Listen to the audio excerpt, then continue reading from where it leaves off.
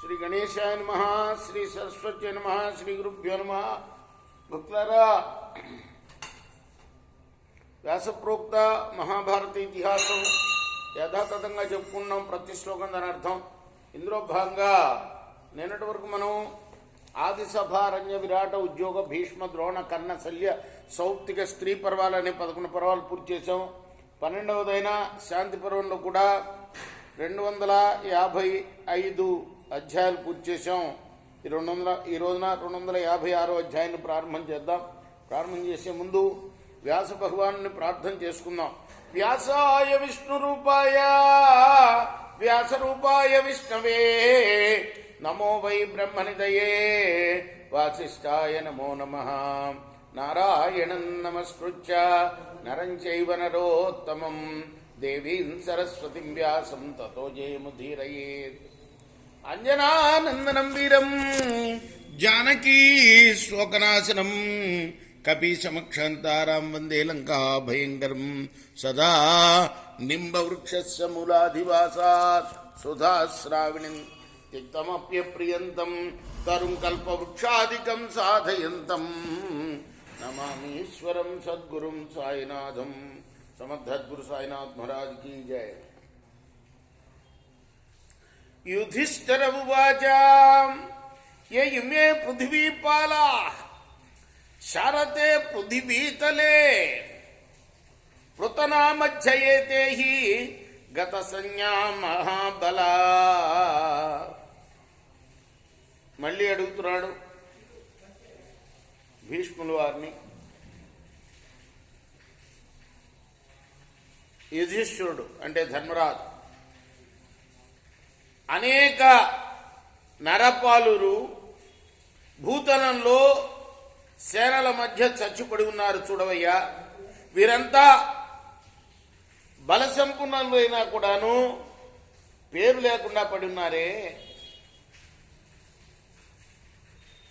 ఏకైకస్యోం భీమబలా నాగాయుద్ధ బలాస్తధాయతే హి నహతా సంఖ్యే తుల్యతేజో బలైర్నరై. ఒక్కొక్కరు భీమబలుడు 10,000 ఏనుగుల బలం గలవాళ్ళు. వీరంతా కూడా తమతో సమానంగా తేజస్సు బలం గల రాజుల చేత చంపబడ్డారు. నైషాం పశ్యామి హంతారం ప్రాణినాం సంయుగే పరం విక్రమేణోపపన్ సంపన్న తేజోబల సమన్విత. ఆ రాజులందరూ కూడాను పరాక్రమ సంపన్నులు, తేజోబల సమన్వితులు. అటువంటి వాళ్ళని యుద్ధంలో చంపగలగటమా? నేను అలా భావించలేకుండా పోతున్నాను.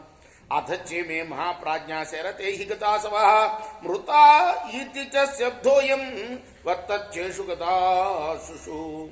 మహాప్రాజ్ఞులైన రాజులందరూ ఇదిగో ఇప్పుడే ప్రాణాలు కోల్పోయి పడుకుని ఉన్నారు. ప్రాణాలు పోగానే చచ్చిపోయారు అని అంటుంటాం.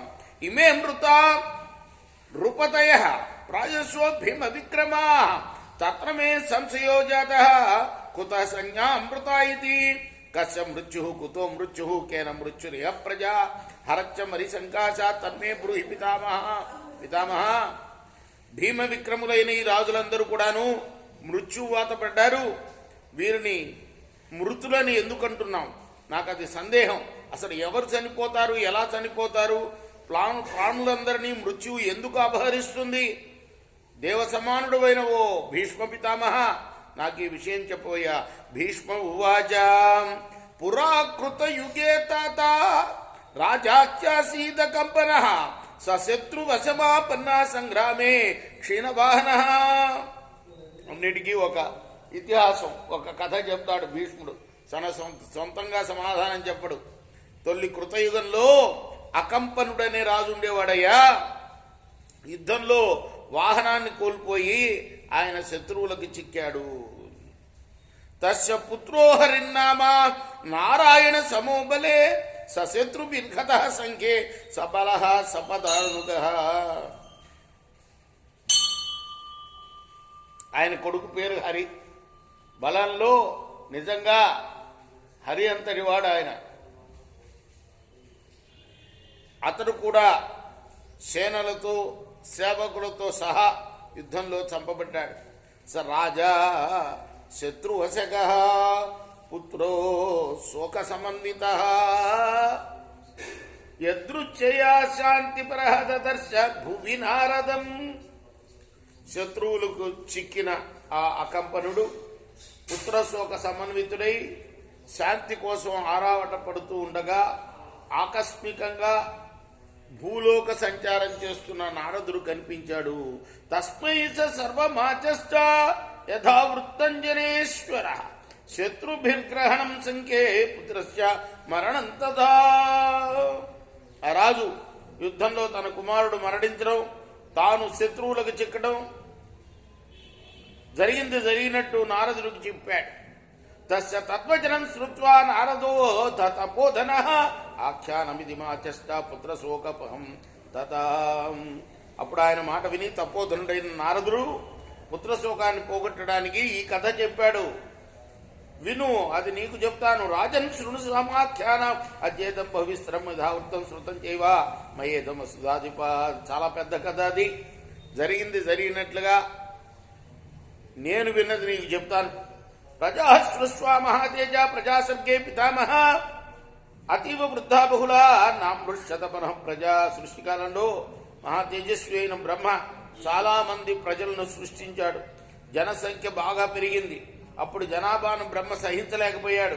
నహ్యంతరమభూత్ కించిత్ క్వచిత్ జంతుర్భిర్ అచ్యుత నిరుచ్ఛ్వాస మివోన్నతం త్రైలోక్యమభవన్ నృప. అచ్యుత, ఓ రాజా, ఆ సమయంలో ప్రాణరహితమైన స్థలం అంటూ కొంచెం కూడా లేకపోయింది. ముల్లోకాలు స్తంభించాయి. గాలి పీల్చుకుండం కూడా కష్టమైంది. అంత జనాభా పెరిగిపోయింది. తస్య చింతా సముత్పన్న సంహారం ప్రతిభూపదే చింతయన్నాచ్చ గచ్చ సంహారే హేతు కారణం. అప్పుడు బ్రహ్మకు సంహారం గురించిన ఆలోచన వచ్చింది. కానీ అంత ఆలోచించినా ప్రజా సంహారానికి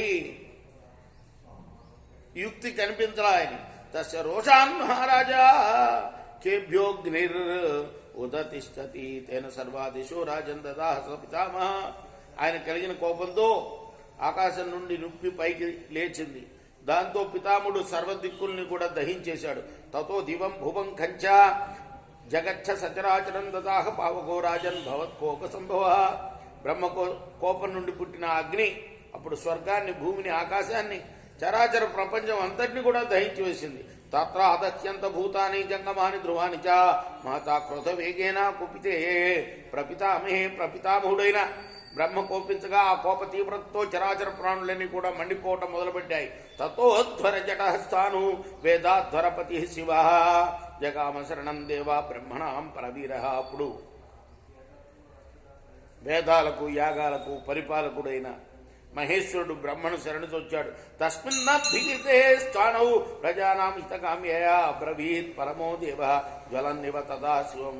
ప్రజల హితాన్ని కోరి బ్రహ్మను శరణు కొరగా ఆయన ప్రజ్వలిస్తూనే శివుడితో అన్నాడు, కరవాణ్యజకం కామం వరార్హోసి మతో మమ కర్తాఖ్యాస్మి ప్రియం శంభో తవ యద్ధృతి వర్తతే.